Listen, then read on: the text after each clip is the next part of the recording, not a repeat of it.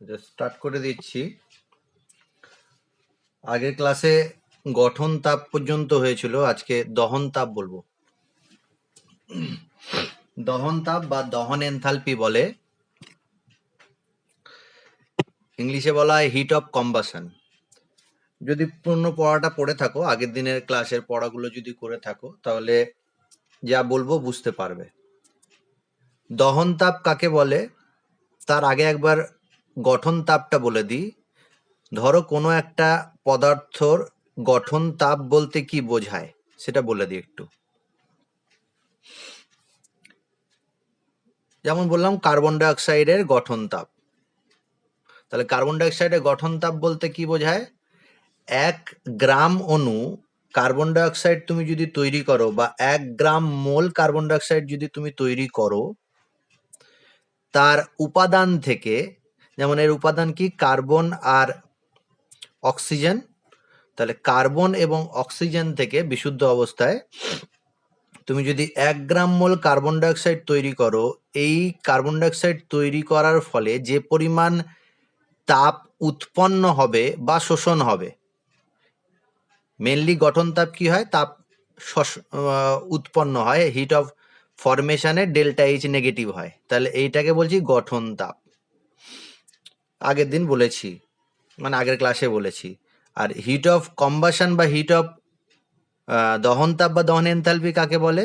এর ঠিক উল্টোটা, উল্টো বলা ঠিক হবে না, যে আমি যদি 1 গ্রাম মোল কোনো পদার্থ নিই নির্দিষ্ট উষ্ণতা ও চাপে, 1 গ্রাম মোল বা 1 গ্রাম অণু কোনো পদার্থ নিই, সেটাকে অতিরিক্ত অক্সিজেনে সম্পূর্ণ দহন করলে যে পরিমাণ তাপের উদ্ভব হয় তাকে বলা হয় ওই পদার্থের দহন তাপ। সাপোজ আমি বলতে চাইছি যে মিথেনের দহন তাপ, তাহলে নির্দিষ্ট উষ্ণতা ও চাপে আমি 1 গ্রাম মোল মিথেন নেব, এইটাকে কোনো কিছু ব্যালেন্স করা যাবে না। যেমন গঠন তাপে যেটা তৈরি হচ্ছিল তাকে কিছু ব্যালেন্স করা যেত না, ঠিক একই রকম ভাবে এখানে যার দহন তাপ নির্ণয় করব তাকে 1 গ্রাম মোল নিতে হবে। মিথেন 1 গ্রাম মোল নিয়েছি। এবার আমরা জানি মিথেন সাধারণ উষ্ণতায় কি থাকে? গ্যাসীয় অবস্থায় থাকে। তাহলে একে অতিরিক্ত অক্সিজেনে, এইটা আন্ডারলাইন করে রাখবে বইতে যেখানে লেখা আছে, অতিরিক্ত অক্সিজেনে সম্পূর্ণরূপে দহন করব। তাহলে অক্সিজেন দিলাম। এই বিক্রিয়ার ফলে যে পরিমাণ তাপ উদ্ভব হবে, মনে রাখবে দহন তাপে সবসময় তাপ উৎপন্ন হবে, সবসময় হিট নির্গত হবে, অর্থাৎ ডেল্টা এইচ নেগেটিভ হবে, অলওয়েজ নেগেটিভ। এর ফলে কি তৈরি হবে দেখো, তুমি জানো অক্সিজেনের উপস্থিতিতে যদি আমি কার্বন আর হাইড্রোজেনকে উত্তপ্ত করি বা পোড়াই, তাহলে কার্বনের অক্সাইড তৈরি হবে আর জলের হাইড্রোজেনের অক্সাইড মানে H2O জলীয় বাষ্প তৈরি হবে। এখন কি এইটাকে কিছু করা যাবে না, বাকিগুলোকে ব্যালেন্স করতে হবে তোমাকে। যেমন এখানে একটা কার্বন আছে, এখানেও একটা কার্বন, এখানে অক্সিজেন হচ্ছে 2টো, এখানে অক্সিজেন 2টো, একটা 3টে, হাইড্রোজেন 4টে আছে, তাহলে এখানে 2 করে দিলাম। তাহলে জলের আগে বা জলীয় বাষ্পের আগে 2 লিখলাম। তাহলে অক্সিজেন 2টো হয়ে গেছে আর এখানে অক্সিজেন 4টে হয়ে গেছে, তাহলে টোটাল এখানে কত করতে হবে? 2। তাহলে এই যে বিক্রিয়া পেলাম, ব্যালেন্স ইকুয়েশন, যেখানে এই যার দহন তাপ নির্ণয় করছি তাকে কিছু করা যাবে না, মানে এর আগে কিছু লেখা যাবে না। এর ফলে যে পরিমাণ তাপ উৎপন্ন হবে সেটাকে ডিনোট করা হয় ডেল্টা এইচ।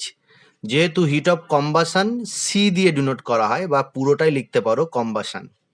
এইটার ভ্যালু কি হবে? এইটার ভ্যালু যা হবে সেটাই তার দহন তাপ। এটা অলওয়েজ নেগেটিভ পাওয়া যায়, ঋণাত্মক পাওয়া যায়। তাহলে দহন তাপ কাকে বলে জেনে গেলাম, বা দহন এনথালপি কাকে বললাম। আর একটা আছে টার্ম প্রমাণ দহন তাপ। প্রমাণ দহন তাপ বা প্রমাণ দহন এনথালপি, যাকে ডেল্টা এইচ সি নট দিয়ে ডিনোট করা হয়, 0 দিয়ে ডিনোট করা হয়, এটা হচ্ছে প্রমাণ। এবার প্রমাণ অবস্থা আগের ক্লাসে বলেছি প্রমাণ অবস্থা কাকে বলে। আমি একবার রিপিট করে দিচ্ছি। প্রমাণ অবস্থা বলতে 298 কেলভিন টেম্পারেচার আর 1 অ্যাটমসফিয়ার প্রেসারে বিশুদ্ধ পদার্থের বা বিশুদ্ধ অবস্থায়, এটাকে বলা হয় প্রমাণ অবস্থা। তাহলে দহন তাপ কাকে বলবো? প্রমাণ দহন তাপ নির্দিষ্ট উষ্ণতা এবং চাপে, নির্দিষ্ট উষ্ণতা নয়, 298 কেলভিন উষ্ণতা আর 1 অ্যাটমসফিয়ার চাপে 1 গ্রাম অণু পরিমাণ কোনো পদার্থে অতিরিক্ত অক্সিজেনে সম্পূর্ণরূপে দহন করলে যে পরিমাণ তাপের উদ্ভব হয় তাকে ওই পদার্থের প্রমাণ দহন তাপ বলে, যেটাকে ডেল্টা এইচ সি নট দিয়ে ডিনোট করা হয়। এটা সর্বদাই নেগেটিভ হয়, এই ভ্যালুটা নেগেটিভ হয়। এখন এখান থেকে একটা কোশ্চেন তোমাকে দিলাম যে ইথেনের, লিখে রাখো কোশ্চেনটা,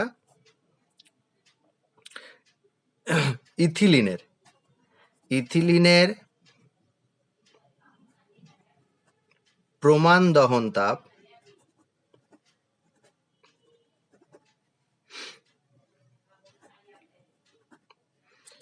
(339.35 কিলো ক্যালোরি বলতে কি বোঝো?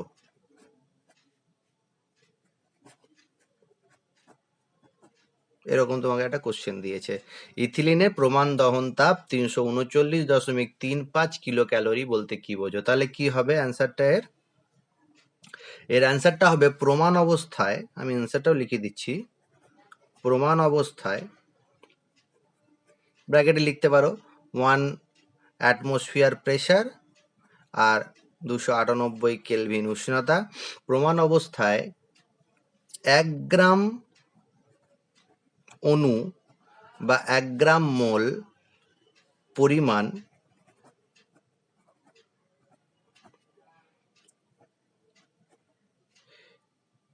ইথিলিনকে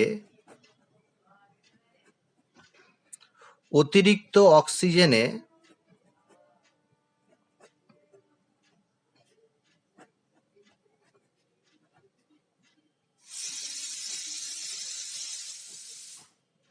সম্পূর্ণরূপে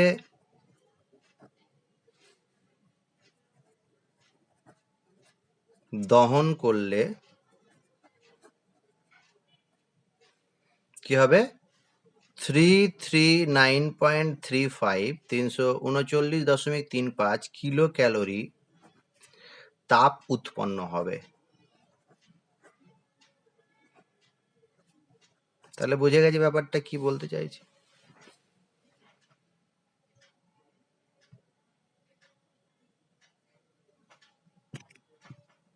জেনে গেছি আমরা, বা প্রমাণ দহন এনথালপিও বলা হয়। আচ্ছা, এই রিলেটেড একটা কোশ্চেন আছে, দেখবে অনেক খাদ্যবস্তু তুমি দোকানে কিনতে গেলে সেখানে একটা ভ্যালু লেখা থাকে, ক্যালোরিফিক ভ্যালু। ক্যালোরিফিক ভ্যালু মানে ওই খাবারটা খেলে কত ক্যালোরি তুমি পাবে।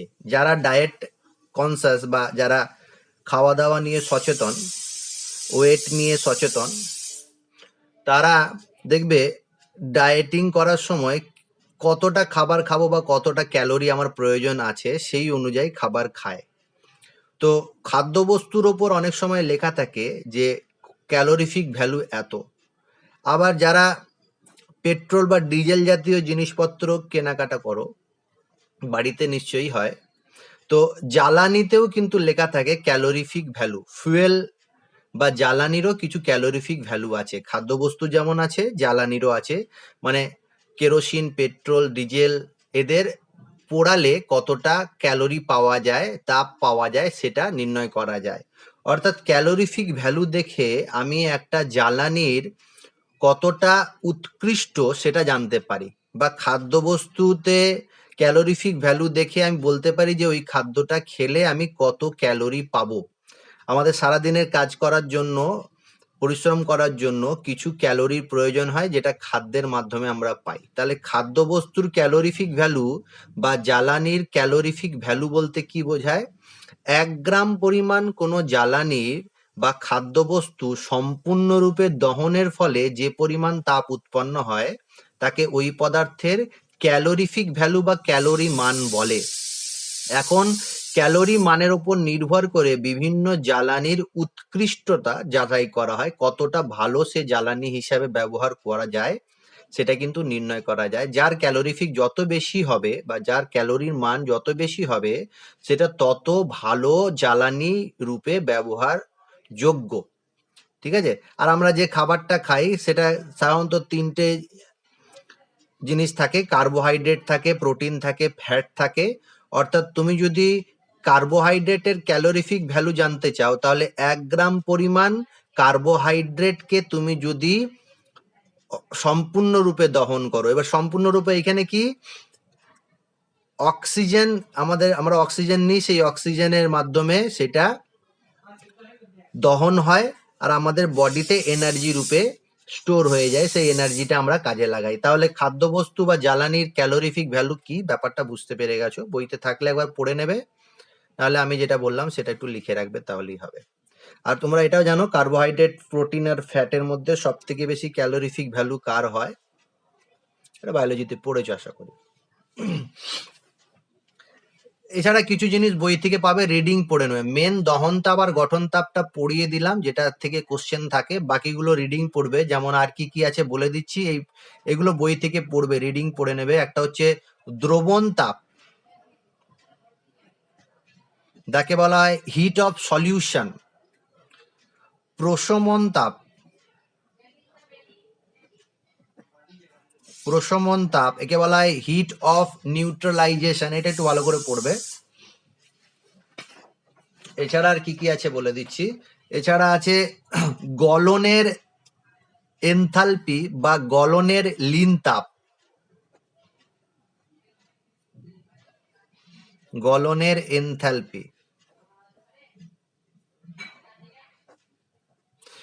বাষ্পীয় ভবনের এনথালপি,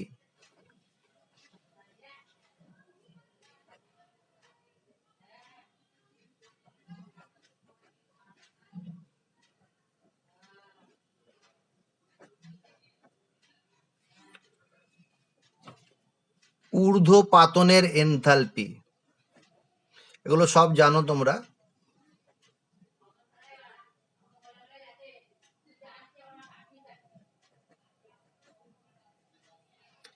এগুলো বই থেকে একবার পড়ে নেবে, রিডিং পড়ে নেবে। কাকে বলে সংজ্ঞাটা পড়লেই হবে, আর দু একটা উদাহরণ যদি লিখে নিতে পারো, যেমন গলনের এনথালপি বা ঊর্ধ্বপাতনের এনথালপি। আয়োডিনের ক্ষেত্রে দেখা যায়, আয়োডিনের ক্ষেত্রে কি হয়, আয়োডিন, এইটা ঊর্ধ্বপাতনটা বলছি, আয়োডিন ডাইরেক্ট সলিড থেকে গ্যাসীয় অবস্থায় চলে যায়। হ্যাঁ, এর ফলে এনথালপির যে পরিবর্তন হয় সেটাকে ঊর্ধ্বপাতন এনথালপি বলি। আর যেহেতু সলিড থেকে গ্যাসে যায়, এটাকে ঊর্ধ্বপাতন প্রক্রিয়া বলা হয়। কোনো পদার্থ যদি কঠিন থেকে ডাইরেক্ট গ্যাসে যায়, তাহলে এগুলো একটু বই থেকে পড়ে নেবে।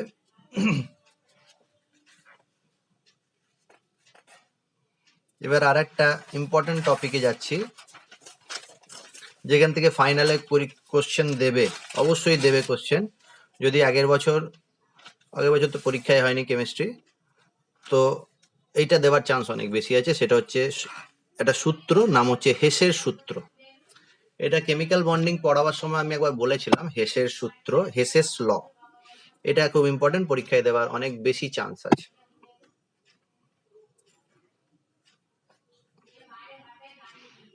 হেসের সূত্র বইতে ইম্পর্টেন্ট বলে লিখে রাখবে, হেসেস ল।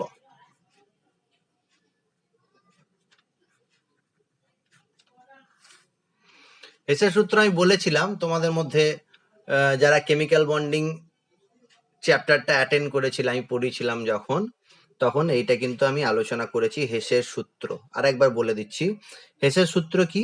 আগে আমি সংজ্ঞাটা বলছি, সংজ্ঞাটা বলার আগে একটু বুঝিয়ে দিই। হ্যাঁ, বেরোনো একটা বিক্রিয়া, যেমন কার্বন, তার সাথে অক্সিজেনের বিক্রিয়া হচ্ছে, আর তৈরি হচ্ছে কার্বন মনোক্সাইড গ্যাস। এটা ব্যালেন্স করতে গেলে এখানে হাফ দেব। তাহলে এই বিক্রিয়ার ক্ষেত্রে তাপ উৎপন্ন হয়েছে, ভেবে নাও, এনথালপির পরিবর্তন বলি তাহলে ভালো হবে। এনথালপির পরিবর্তন হয়েছে ডেল্টা H1। আচ্ছা, আবার কি, কার্বন মনোক্সাইড আবার হাফ মোল অক্সিজেনের সাথে বিক্রিয়া করে তৈরি হয়েছে কার্বন ডাই অক্সাইড। এখানে এনথালপির পরিবর্তন ভেবে নাও ডেল্টা H2 হয়েছে। তাহলে প্রথম বিক্রিয়ার ক্ষেত্রে এনথালপি পরিবর্তন ডেল্টা H1, দ্বিতীয় বিক্রিয়ার ক্ষেত্রে ডেল্টা H2। আর একটা বিক্রিয়া লিখছি, 3 নম্বর একটা বিক্রিয়া, কার্বনের সাথে অক্সিজেনের বিক্রিয়ায় একবারে তৈরি হয়েছে কার্বন ডাই অক্সাইড। সাপোজ ধরো যে এই বিক্রিয়ার ক্ষেত্রে এনথালপির পরিবর্তন হয়েছে ডেল্টা H3। হেসের সূত্র কি বলছে? হেসের সূত্র বলছে কোনো বিক্রিয়া যদি এক ধাপে সম্পন্ন হয়, যেমন দেখো এই বিক্রিয়াটা এক ধাপে সম্পন্ন হয়েছে, বা অন্তর্বর্তী একাধিক ধাপে সম্পন্ন হয়, তুমি যদি ভালো করে তাকাও এই দুটো বিক্রিয়ায় কিন্তু শেষমেশ কার্বন ডাই অক্সাইড তৈরি হয়েছে। অর্থাৎ এই দুটো বিক্রিয়াকে আমি যদি যোগ করি তাহলে এই বিক্রিয়াটা পাবে। যোগ করলে দেখো, যোগ করলে এই দুটো যোগ করলে অক্সিজেন এলো, এই কার্বন মনোক্সাইড কেটে গেল, তাহলে কার্বন থেকে কার্বন ডাই অক্সাইডই তৈরি হয়েছে 1 মোল অক্সিজেনের বিক্রিয়ায়। অর্থাৎ কি বললাম, তাহলে যদি একটা বিক্রিয়া এক ধাপে সম্পন্ন হয় বা অন্তর্বর্তী একাধিক ধাপে সম্পন্ন হয়, উভয় ক্ষেত্রে এনথালপির পরিবর্তন সমান হয়। অর্থাৎ আমি বলতে পারি হেসের সূত্রটা থেকে যে H3 সমান delta H1 plus delta H2, এটাই হেসের সূত্র। যার কাছে বই আছে বইতে একটু সংজ্ঞাটা দেখে নাও। কোনো রাসায়নিক বিক্রিয়া একটি ধাপে অথবা একাধিক ধাপে সম্পন্ন হলে সব ক্ষেত্রে তাপের পরিবর্তন সমান হবে যদি, খুব ইম্পর্টেন্ট, যদি প্রাথমিক আর অন্তিম অবস্থা একই থাকে, আচ্ছা, এবং তাপমাত্রা ও চাপ নির্দিষ্ট থাকে। সংজ্ঞাটা মুখস্থ করবে অবশ্যই, আর এটা ম্যাথামেটিক্যালি লিখলে হেসের সূত্রটা এরকম হয়, আর উদাহরণ দিয়ে লিখলে এরকম হবে। তাহলে হেসের সূত্র পরীক্ষায় যদি দেয় লিখতে পারবে আশা করি তোমরা, এটা ইম্পর্টেন্ট কিন্তু খুব। আচ্ছা, এর অ্যাপ্লিকেশন আছে অনেক। তার আগে আর একটা প্রশ্ন দেয়, সেটাই বলে দিই আমি, যে প্রমাণ করো হেসের সূত্র তাপগতিবিদ্যা প্রথম সূত্রের একটি অনুসিদ্ধান্ত, বা ব্যাখ্যা করো বলতে পারে। প্রমাণ করো হেসের সূত্র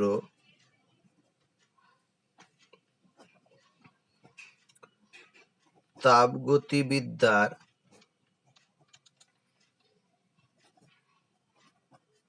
প্রথম সূত্রের একটি অনুসিদ্ধান্ত।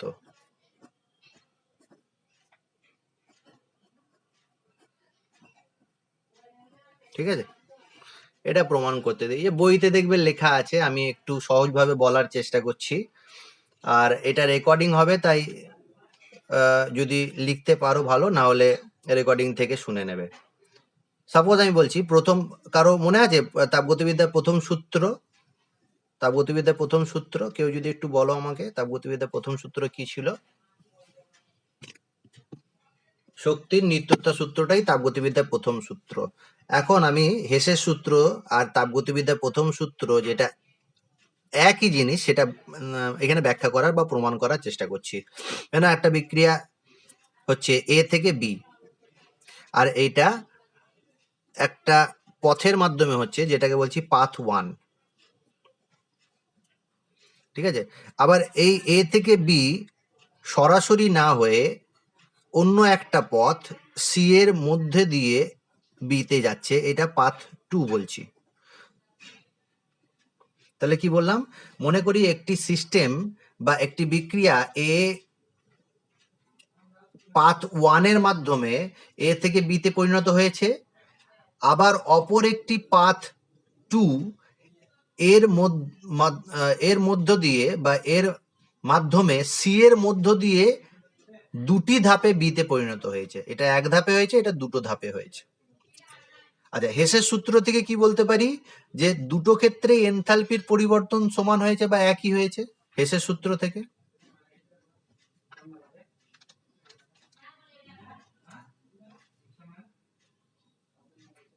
এনথালপির পরিবর্তন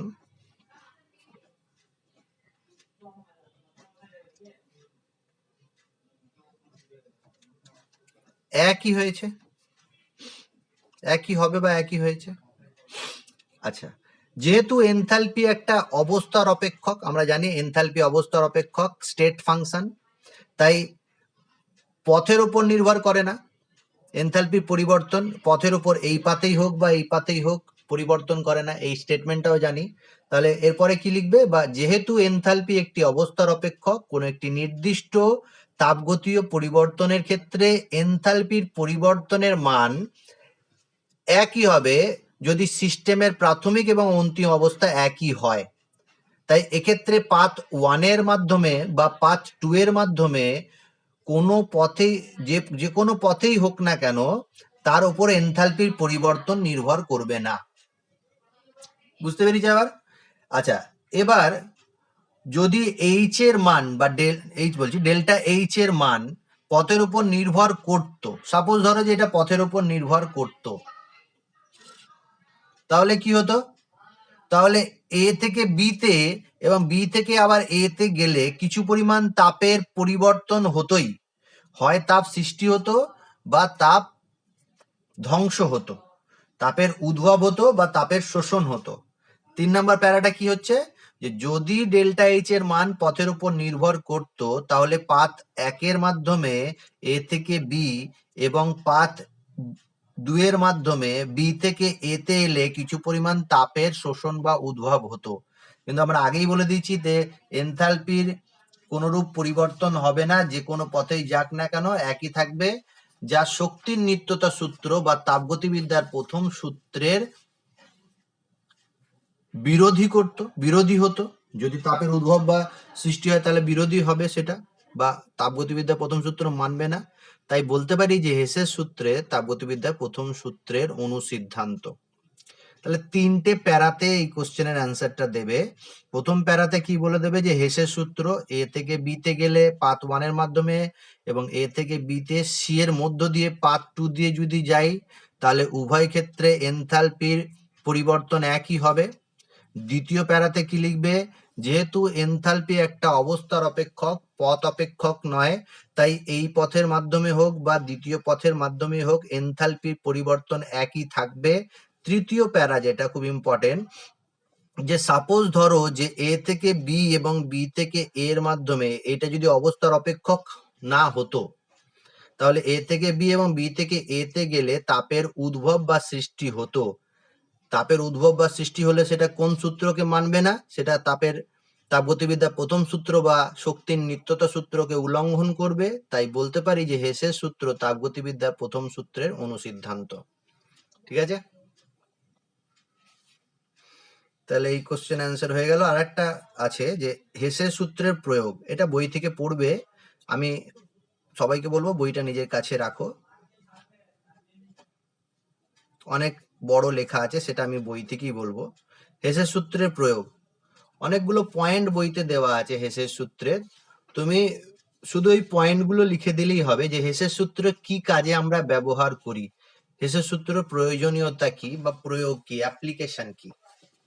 প্রথম যে অ্যাপ্লিকেশনটা আছে প্রয়োগ 1 বা প্রথম প্রয়োগ, সেটা হচ্ছে গঠন তাপ সরাসরি নির্ণয় করা যায় না এইরূপ যৌগের গঠন তাপ নির্ণয় করতে সাহায্য করে।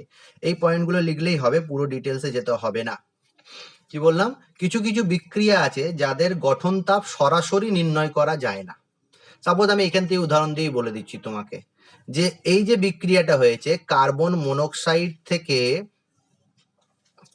কার্বন ডাই অক্সাইড তৈরি হওয়া, এই বিক্রিয়ার গঠন তাপটা নির্ণয় করা যাচ্ছে না সরাসরি, বা ওপরের এই বিক্রিয়াটা গঠন তাপ সরাসরি নির্ণয় করা যায় না।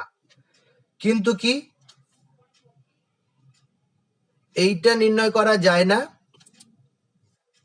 এইটা যায়, এইটা যায়, তাহলে তো আমি এটা নির্ণয় করে নিতে পারবো। তাহলে যদি কোনো বিক্রিয়ার গঠন তাপ নির্ণয় করা যায় না, হেসের সূত্রের সাহায্যে আমরা কিন্তু সেই বিক্রিয়ার গঠন তাপ নির্ণয় করতে পারি। তাহলে এটা একটা উদাহরণ বা একটা প্রয়োগ বলতে পারি। গঠন তাপ সরাসরি নির্ণয় করা যায় না, এইরূপ গঠন তাপ নির্ণয় করা যায় হেসের সূত্রের সাহায্যে বা হেসের সূত্র প্রয়োগ করে। তারপর আর একটা উদাহরণ দিয়ে বলি, এ থেকে বি আর বি থেকে সি আর সি থেকে ডি, এই বি থেকে সি এই বিক্রিয়ার গঠন তাপ নির্ণয় করা যায় না, অর্থাৎ বি থেকে সি তৈরি হওয়ার গঠন তাপ নির্ণয় করা যায় না, কিন্তু এ থেকে বিটা পারা যায় আর সি থেকে ডিটা পারা যায়। তাহলে নিশ্চয়ই তুমি হেসের সূত্র প্রয়োগ করে এটাও নির্ণয় করে নিতে পারবে। তাহলে এটা একটা প্রয়োগ হয়ে গেল। আর একটা প্রয়োগ যেটা দেওয়া আছে বইতে, 2 নম্বর প্রয়োগ, বিক্রিয়ার তাপ সরাসরি পরিমাপ করা যায় না, এইরূপ বিক্রিয়া তাপ নির্ণয় করা যায়। ঘুরিয়ে ফিরিয়ে একই জিনিস বলছে যে কিছু কিছু বিক্রিয়া আছে যাদের বিক্রিয়ার তাপ, হিট অফ দ্য রিয়াকশন, নির্ণয় করা যায় না, কিন্তু হেসের সূত্রের সাহায্যে সেই বিক্রিয়ার তাপ নির্ণয় করা যায়। আর খুব ইম্পর্টেন্ট 3 নম্বর একটা পয়েন্ট আছে, একের সাথে 2 এর মিল আছে দেখবে। আর 3 নম্বর পয়েন্টটা স্টার দিয়ে রাখো, এটা পরীক্ষার সময় উদাহরণ দিয়ে লিখে দিলেই হবে। সেটা হচ্ছে রূপান্তর তাপ নির্ণয় করা যায়, হিট অফ ট্রানজিশন। রূপান্তর তাপ বইতে কোথায় আছে দেখে নিও একটু। রূপান্তর তাপ, হিট অফ ট্রানজিশন। রূপান্তর তাপ কি আগেও বলেছি কখনো না কখনো আমি পড়াতে গিয়ে। রূপান্তর তাপ কি আগে আমি একটু সহজভাবে তোমাকে বলি। যেমন অনেকগুলো পদার্থ আছে যাদের রূপভেদ পাওয়া যায়, যেমন কার্বনেরই পাওয়া যায়, গ্রাফাইট, হীরক, ফুলারিন, এগুলো কার্বনের বিভিন্ন রূপভেদ। যেমন সালফারে পাওয়া যায় মনোক্লিনিক সালফার, রম্ভিক সালফার। সালফার দিয়ে উদাহরণ দিয়েছি, আমি সালফার দিয়ে বলছি। সাপোজ তোমার কাছে সালফার আছে মনোক্লিনিক,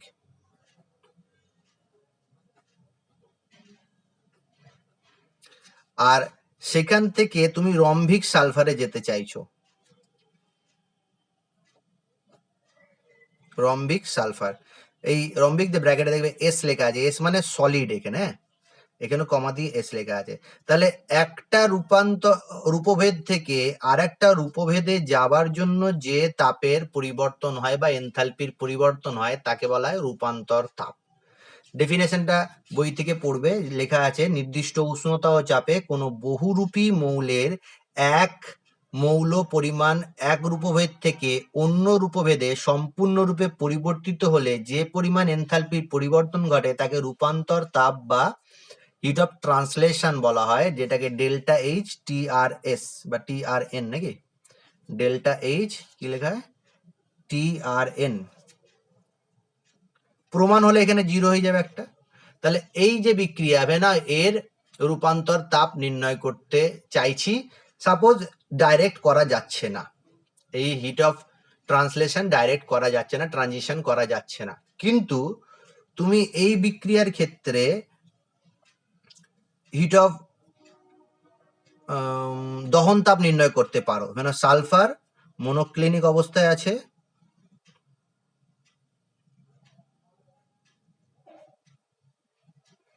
সেটাকে অক্সিজেনের দহন করেছো, তৈরি হয়েছে সালফার ডাই অক্সাইড। এর ভেনা ডেল্টা এইচটা তুমি নির্ণয় করতে পারছো বা ডেল্টা এইচ 1 নির্ণয় করতে পারছো। আর একটা আছে সালফার রম্বিক অবস্থায় আছে, এটাও অক্সিজেনের উপস্থিতিতে উত্তপ্ত দহন করেছে, সালফার ডাইঅক্সাইড তৈরি হয়েছে, এটাও তৈরি করা যাচ্ছে। তাহলে এই দুটো বিক্রিয়ার ক্ষেত্রে সালফার মনোক্লিনিক অবস্থায় দহন করছি, তার হিট অফ কম্বাশন নির্ণয় করা যায়। সালফার রম্বিক অবস্থায় আছে, তাকে অক্সিজেনে দহন করছি, তারও হিট অফ কম্বাশন নির্ণয় করা যায়। এই দুটো নির্ণয় করা যায়, কিন্তু রূপান্তর করা যাচ্ছে না। এখন এই প্রথম বিক্রিয়াটাকে এইভাবেই লিখে দ্বিতীয় বিক্রিয়াটাকে যদি উল্টো করে দিই তাহলে কি হবে? এই দ্বিতীয় বিক্রিয়াটাকে যদি আমি উল্টো করে লিখি তাহলে দেখো এই ওপরের বিক্রিয়াটা পেয়ে যাবে, তাই না? সেকেন্ড বিক্রিয়াটাকে যদি উল্টো করে লিখি তাহলে এই সালফার মনোক্লিনিক থেকে সালফার রম্বিকটা পেয়ে যাবে, আর বিক্রিয়াটা উল্টো করলে এই ভ্যালুটাও চেঞ্জ হয়ে যাবে। যদি পজিটিভ থাকে তাহলে নেগেটিভ, নেগেটিভ থাকলে পজিটিভ। বইতে দেওয়া আছে, একটু বইতে দেখবে যে সালফার মনোক্লিনিক থেকে সালফার ডাইঅক্সাইড হলে ডেল্টা এইচ 0 মান হয় -297.2 কিলোজুল মোল ইনভার্স। আর সালফার রম্বিক থেকে অক্সিজেন এর বিক্রিয়ায় সালফার ডাইঅক্সাইড হলে ডেল্টা এইচ এর ভ্যালু হয় -296.9 কিলোজুল মোল ইনভার্স। এখন যদি দ্বিতীয় যে সমীকরণটা আছে সেটা যদি উল্টো করে লিখি তাহলে তুমি এই বিক্রিয়াটা পেয়ে যাবে, সালফার মনোক্লিনিক থেকে সালফার রম্বিক। দ্বিতীয় বিক্রিয়াটা যখনই তুমি উল্টো করে লিখবে তখন -296.9টা হয়ে যাবে +296.9। আর সেটা যদি আমি চেঞ্জ এনথালপির ক্যালকুলেশন করি তাহলে যেটা দাঁড়াবে সেটা হচ্ছে 0.3 কিলোজুল মোল ইনভার্স। তাহলে এটার ক্ষেত্রে ডেল্টা এইচ এর ভ্যালু হচ্ছে -0.3 কিলোজুল মোল ইনভার্স। তাহলে আমি একটা রূপান্তর তাপ বা হিট অফ ট্রানজিশন পেয়ে যাচ্ছি হেসের সূত্র প্রয়োগ করে। ঠিক আছে, এইভাবে হেসের সূত্র প্রয়োগ করে আমরা অনেক কিছু নির্ণয় করতে পারি। 3টে পয়েন্ট লিখলেই হবে, যদি বেশি নাম্বার থাকে তাহলে, আর 1 নাম্বার থাকলে একটা লিখলেই হবে। তাহলে এখান পর্যন্ত যদি তোমাদের কোনো কোশ্চেন থাকে আমাকে করো।